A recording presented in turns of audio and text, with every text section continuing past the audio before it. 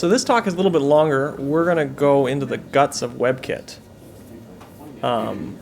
If you guys are sitting with laptops, you can follow along because we're going to go through some of the sources. But I am Eric. I've been here at Google for a couple years. I work in the San Francisco office, which is why many of you have never seen me before. And I've been with WebKit since '05 and done lots of stuff in WebKit. So WebKit, for those of you who are just Chrome people and don't actually know what's way under the covers, it's the engine that actually draws the web pages. It's almost 2 million lines of code. Most of it is written in C++. It's used everywhere. About 10% of the total web browser share is covered by WebKit-based browsers at this point. We have 150 committers, 80 of which are active. That's actually a number that's been growing very quickly in the last couple years. And 40 of those work here at Google. 6 of us are reviewers. So who uses WebKit? This list actually goes on and on and on. But every browser that's not Firefox, IE, or Opera is a WebKit-based browser, basically. So WebKit started back from KDE, KHTML. It was forked by Apple in 2001. Open sourced again in '05. There's no official releases that come from WebKit itself, but they do provide nightlies.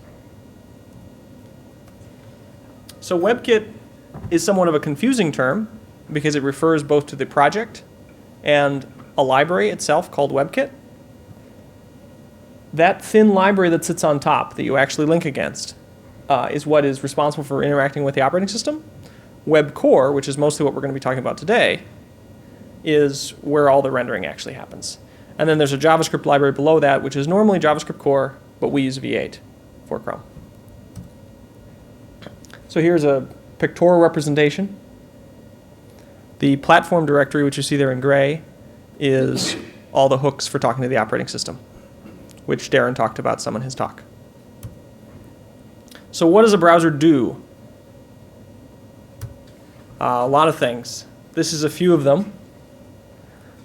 And we're going to talk about these today, mostly from a 30,000-foot perspective. But we'll show you enough of the guts that you can, well, at least be dangerous. So the first thing we're going to talk about is loading. This is how we actually get the data into our engine so we can do stuff with it. Loading is unfortunately ridiculously complicated. It's split. Part of the responsibility lives up at the platform layer, and part of the responsibility lives in WebCore itself. Most of the code is inside WebCore Loader if you're playing along at home. There's some that's in WebCore Platform Network. And then there's the Frame Loader client, which is the primary way in which WebCore talks back to the WebKit layer to actually do the network requests. And then there are 2 types of loads inside WebKit. One is for loading an actual page, a frame, and the other is for loading everything else that the frame depends on. And these go through completely separate paths inside WebKit. So loading a frame. Most of this is in one huge monolithic class called FrameLoader.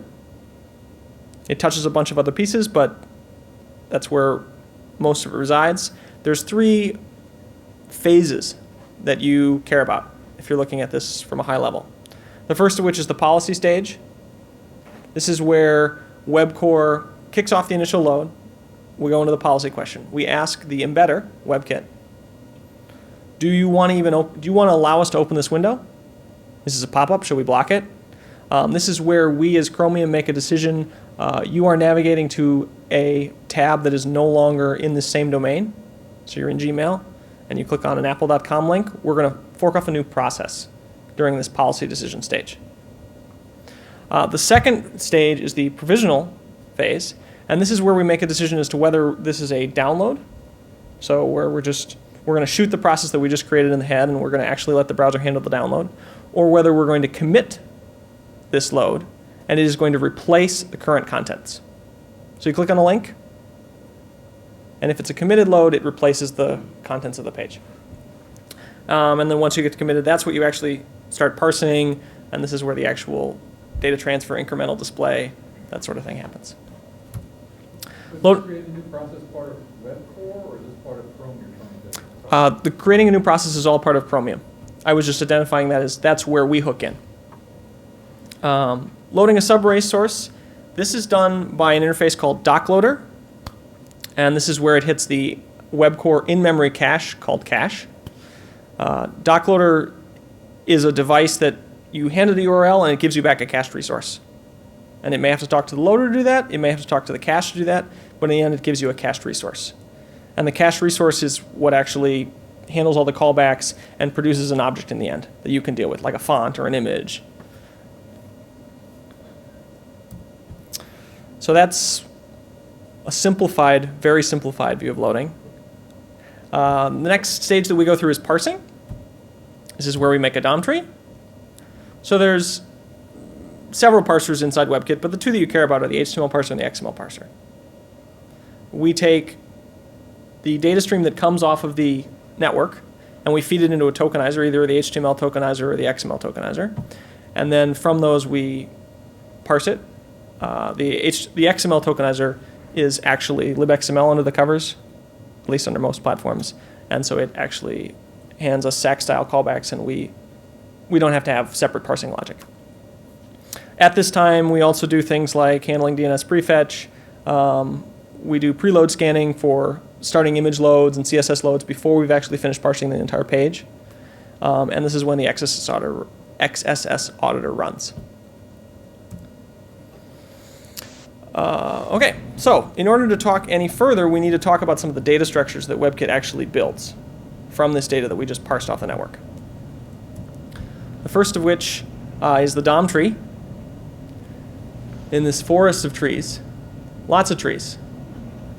The DOM tree we'll talk about the ones that are used in the rendering tree, which Darren mentioned some in his talk, and Brett mentioned some in his talk, and then line layout of the actual lines of the page. So this is the stages that we go through. We load, we parse, produce a DOM tree, we attach that DOM tree to produce a render tree, we resolve style on that tree, and then we lay out the tree. And then we paint and things that Brett covered in his talk. So the DOM tree. You've seen DOM APIs in JavaScript, document dot, create element, that sort of thing. It is a tree of the values of the HTML page. Element nodes, attributes nodes, CSS style sheets. An example of a DOM tree. You can see how the HTML on the left maps to actual WebCore elements on the right.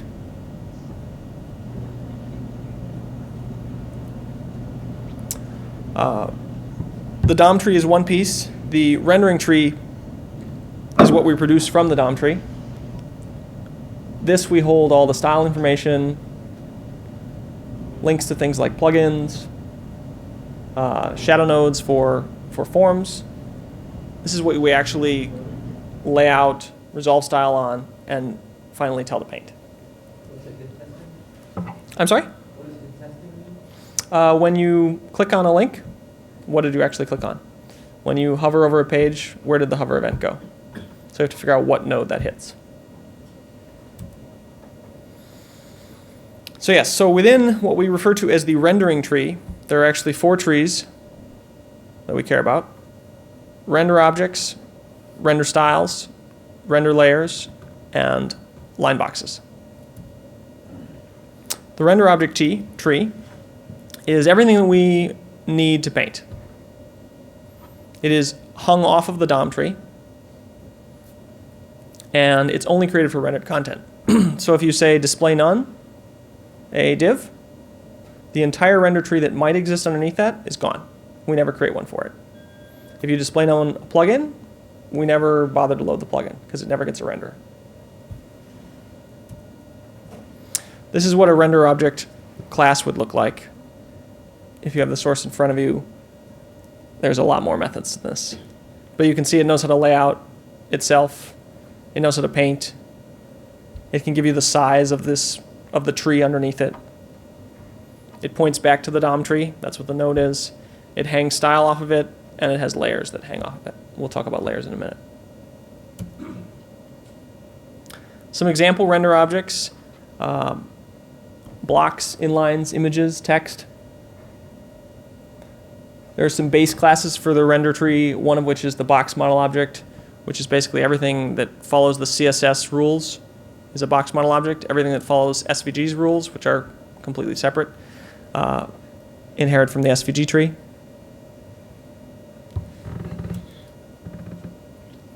Here's an example mapping. On the left-hand side, we see a DOM tree. On the right-hand side, we see the render tree. So a div element here maps to a block. The text maps to a rendered text. So going back to our set of stages, we've now talked about loading, getting the source text. We've created a DOM tree from it. We've created a RenderObject tree from it. Now we're going to talk about resolving style and layout of this tree. So render styles are the computed style values. So when you do div style equals background color red, that is computed into a color value with an RGB value that's stored off of this render style. So it's ready to paint. There's a whole phase about resolving style that would be another at least 10 minutes of talk, and we're going to skip over that. But this is where the style information is held and we use for layout. Two things that are important to point out here is that RenderObject can share the same styles for memory efficiency, but it means that, say, if you're hacking in WebCore, you can't just grab a style and start modifying it because somebody else might be using it. Also, styles, again, for memory efficiency, inherit from their parent and commonly share data members. So like when we look at the actual RenderStyle class, you see down at the bottom the data ref, inherited data. You probably don't have your own inherited data object. You point to your parents. So as you can see here, the RenderStyle class, commonly you instantiate them by inheriting it from a RenderStyle. And then it has a zillion of these accessor methods to get the color, to set the color, the original color, to get the shadow value, to set the shadow value, the original shadow value, all those.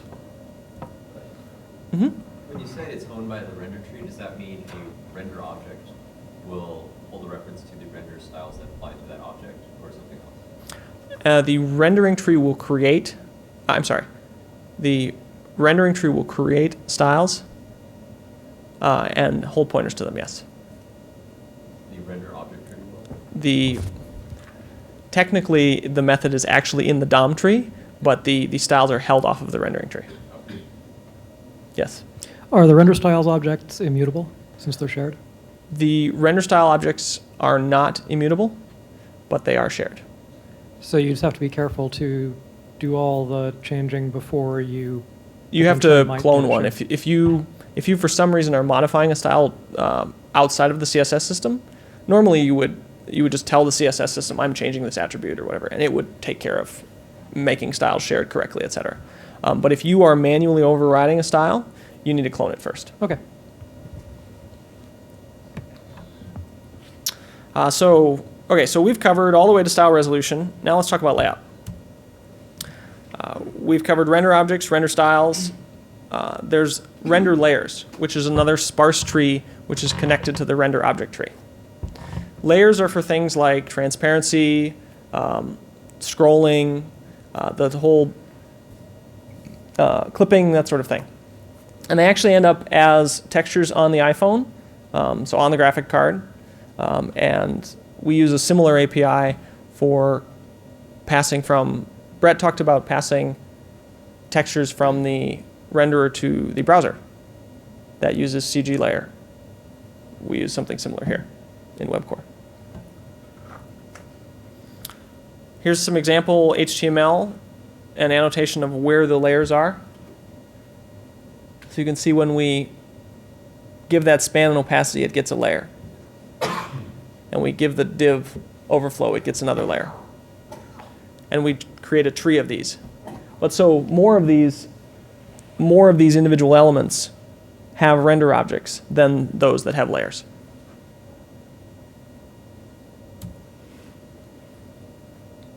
Another tree that's used inside the rendering tree is the LineBox tree. So when we actually lay out the lines of a block, we use a separate data structure called the LineBox tree to do that. this is what actually does the text flow. And again, it's a sparse mapping. You create a render text, which holds the actual text content, but many lines are going to point back into that text. So here is an example. We have a rendering tree on the left-hand side. And then for this rendering tree, we create inline boxes in the box tree. We get one root line box for every line, and then inline boxes within that line. So every image that's laid out on a line would get its own inline box, every tag effectively. So here's an example of one render text being split into two line boxes because it wraps.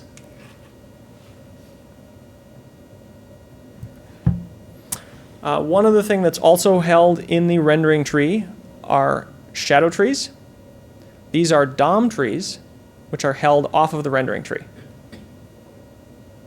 which is a little confusing because normally the DOM tree holds a rendering tree, but here is a rendering tree which is holding a DOM tree. And this exists for things that are hidden from JavaScript. When you have a form control, those are actually rendered by the engine, by the web core engine, but those are not exposed. Their DOM trees, at least, are not exposed to JavaScript. And so they're held off the rendering tree. And then we render them using special theme images from the OS, like in this example down at the bottom. That button is actually using Mac OS X's underlying button drawing routines. But we're doing so, we're making the paint callback from web core.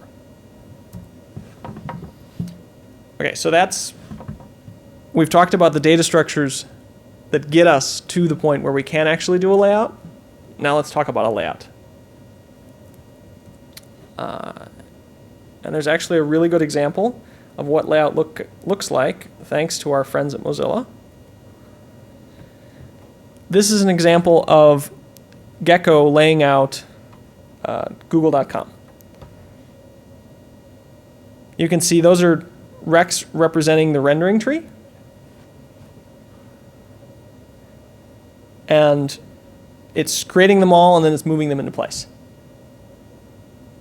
So reflow is what Gecko calls it. We call it layout, but they're very similar. Gecko also has a DOM tree. They also have a rendering tree. They also have a layer concept. So that's what we're actually doing under the covers, or that's what it looks like to the human eye. So layout is all done from this layout method. The first thing we do is we save the old repaint rec. We pull in any changes from the DOM. We then go and lay out our children, and we repaint the difference using the metrics that our parents had. Do you actually detect differences, or you actually realize what's new? Um, What was the strange thing saved originally? I'm sorry? So we can ask at the start of our layout method, what is our current bounds? And we shove those off into a rect. And then we go and do the layout, and then we ask again, what is our current bounds? And whatever the difference is, we pass that to the system and say, obviously something changed here, please repaint it. But the general layout method is agnostic to these. So how you get a layout, because a layout is actually done on demand. It's not done asynchronously in that it's done on some other thread, but you don't generally say, oh, layout now. You say, I need a layout, and then by the time we next paint, paint says, oh, make sure you're laid out before we paint. So you mark something as needing layout. Say you're in the DOM tree and you're parsing some new value. You tell the rendering tree, you tell your renderer, by the way, you need to relayout before you ever paint again. There are a few times that we do immediate layout that you as a web page author would notice, or someone working on Chrome, the new tab page or something like that. And that's when you access properties that require a layout, like an offset height. In order to tell you the height of an object, just like that Gecko example, we have to compute where the heck the object is, and that's what a layout does. So, an overview of what we covered in our structures and our layout. Parsing produces the DOM tree. We build the rendering tree from the DOM. The The rendering tree has the 4 parts that we talked about, which are the objects, the layers, the styles, and the lines. And then we do layout lazily on demand. So one more time back to our little diagram. We've covered all of this, and we will talk briefly about painting. This was entirely covered by Brett, so we're just going to touch on it here. When we paint the rendering tree, and we actually take the root layer of the rendering tree, and we tell it to paint itself, and we tell it to do so 12 times, because that's what CSS 2.1 requires. There's a whole bunch of different phases. And painting is actually done incrementally. I got some strange looks there. People don't believe me. But we paint first backgrounds, and then we'll paint foregrounds, and then we'll paint underlines. There's a whole set. You can read the spec. Yeah, so only render classes paint, and as Brett talked about, there's a graphics context abstraction. That is where we actually handle talking to the OS bits. And then render theme exists for every different platform where it handles things like, what should my form control look like? So that was the rendering tree and the DOM tree. We're going to talk briefly about a couple other things that WebCore does, one of which is HTML editing. If you ever used your iPhone, all of the text entry in there is HTML editing inside WebCore. If you've ever written in mail.app, it's all, I mean, if you've ever written in Gmail, which you do every day, the rich text editing is all done by WebCore, or if you're using Chrome. So things that fall into the category of hit testing, or I'm sorry, of editing. Hit testing being one, where we find out what is actually under the mouse point, handling selection, handling focus, doing exec commands, undo, redo, serialization, copy, paste. Hit testing works by, we start at the root layer, just like painting, and we walk up from the root, asking each render object, does this point fall inside your bounds? And if it does, then it hands us back itself or its associated node. There are multiple phases to hit testing because you might hit test backgrounds or you might hit test foregrounds for different purposes. Like a mouse over only cares about backgrounds. But if you're actually clicking on a link, you only want to actually click the text of the link. You hit test all the time in a web engine. Every time you move the mouse, you're hit testing at least once. Selection is handled through a few abstractions. The easiest to think about is just position for point. When you click to figure out where the heck you actually clicked in the text content, we do a hit test to find out what node, and then we find the closest adjacent character break, and that's position for point. Visible position is an abstraction that we use to hold a position in the DOM that represents a position a user could get to. Not just a range or a node offset pair, but actually one that a user could click on. And then selection is one of the 12 paint phases. Edit commands, this is where we do all the editing logic. We have some examples at the bottom. We build compoundable commands, so when you type, say you type 5 characters, you wait a second, you type 5 more. Those all get into one command group, so that when you undo, it undoes the whole slew, depending on your platform. Here's an example of an edit command. You apply the command, you unapply, you reapply. This is for undo, redo. But if you're implementing a specific command, you would just implement these methods. Edit commands know what their selection should look like before and after for doing the undo and redo. And they also form trees. We let the OS handle undo and redo, but we actually execute the undo and redo when we're told to. This is all built off of edit commands. One last thing we should talk about before we get to Q&A is the actual JavaScript DOM bindings. So when I originally wrote this talk, which was for the Wave team, there's confusion as to what's provided by the JavaScript engine versus what's provided by WebCore. You as a Chrome engineer might also want to know the same. DOM bindings are how we take this DOM tree that we talked about and expose it to different languages. Here's example languages: JavaScript, Objective-C, COM, C++. We take IDL files, or Web IDL as they're now called, and we generate some code using a bunch of Perl scripts. We instantiate these objects and we cache them, and WebCore manages their lifetime by keeping them around until they're no longer needed. So here's an example IDL file. We run a Perl script across this IDL file and generate a bunch of C++.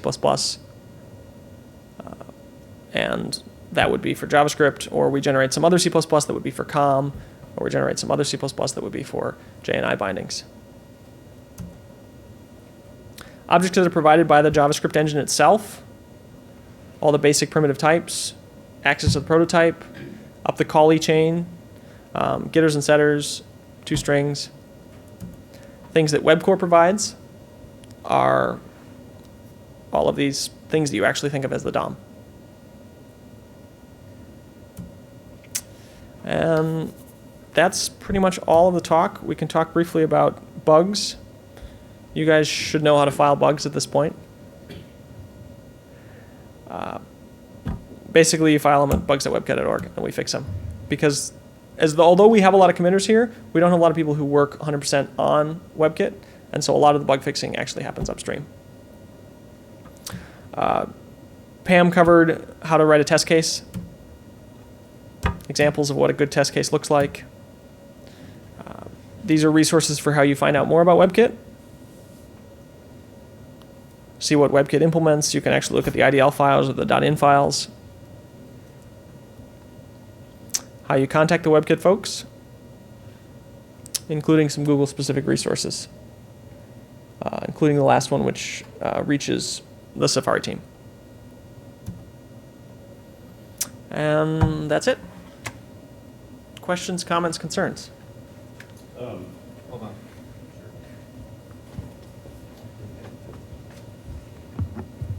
So 2 slides back at the bottom, you mentioned something I'd never heard of before. What's an IN file? So these are used also in more Perl scripts for creating. These are used for creating atomic string caches. Atomic string is a type of string in WebKit that we only have one of. Atomic string caches out of attributes and element names. So if you are a web page implementer and want to know what elements WebKit supports, you can look at the .in files. You want to know what attributes or what properties on elements it supports, you can look at the .in files.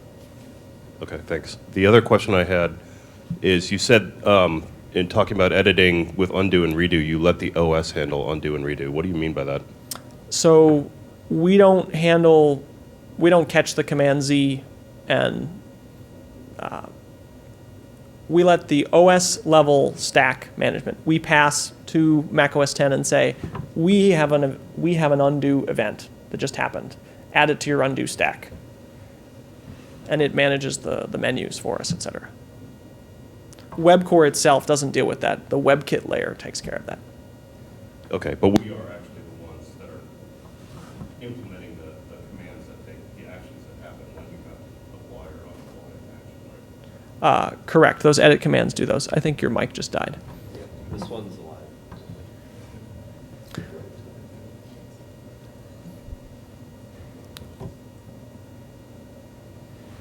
Any other questions from that torrent of information?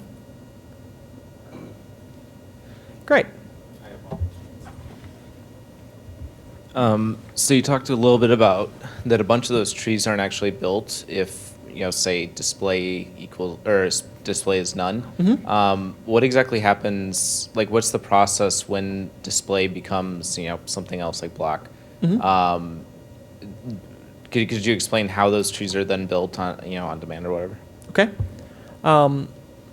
So if you would change a property, the DOM tree has a method called parse mapped attribute.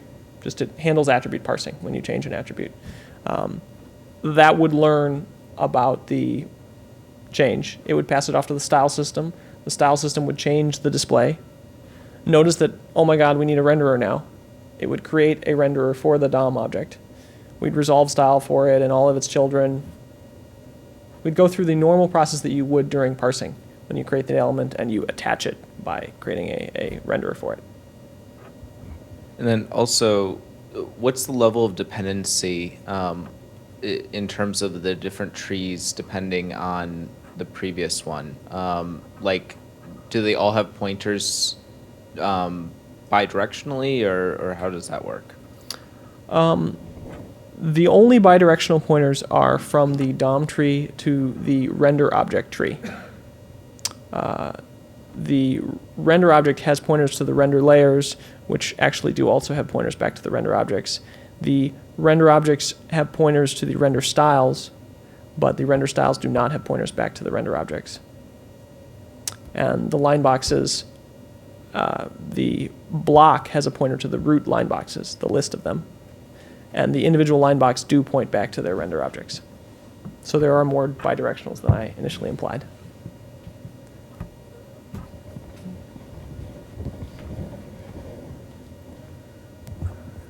You mentioned the issue that at times you can query for attributes or positions which force a paint operation. That's correct. Does WebCore have the concept of a partial paint so that it only does a paint or layout sufficient to answer the query, leaving it midstream, or does it require a full layout of the entire display? Someone else wants to answer? Sorry if it's a dumb question. But. No. There's an open bug. I can assign it to you if you want. So, not to confuse paint and layout. Paint is actually very simple. We just basically put the rendering tree to the buffer. But layout itself is the complicated part, and we do not support incomplete layouts. We ensure that the entire document is laid out before we will answer your question. Yeah, there is support for noting that only part of the tree needs layout, so that when paint happens, it'll only lay out that subtree, but it's somewhat limited and it doesn't really apply for queries. Yep. But we should fix that. So just to be clear, if I have some really, node really deep in the tree and I say like .client width on it, is it going to have to lay out the whole page? As it's currently implemented, yes. Okay.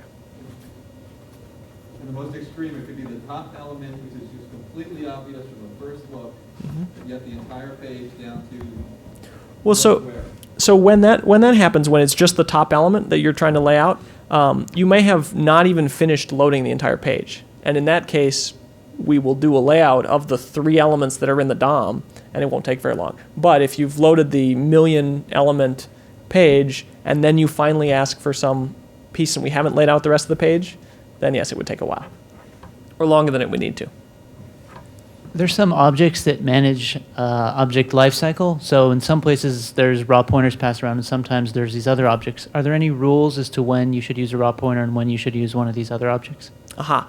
So the other objects that are most common are what's called ref pointers and passref pointers, and these are for indicating that you own the object. Raw pointers are you expose when you own the lifecycle. So I ask some object to get its frame pointer, and it's saying, I'm holding on to the frame for you, I'm just allowing you access to it. If it is taking a passref pointer, that means that it's taking ownership.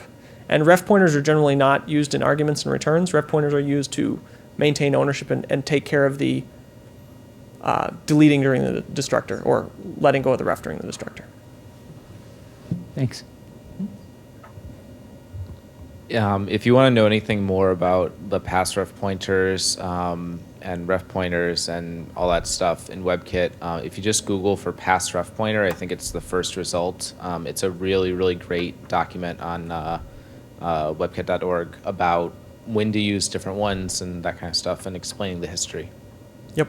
Yeah, if you have to write WebKit code, you should read that document. I would agree with the sentiment. Peter says if you have to write WebKit code, you should definitely read that. Maybe like 3 times.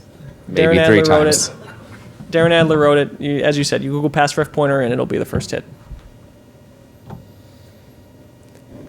Any other questions? Great.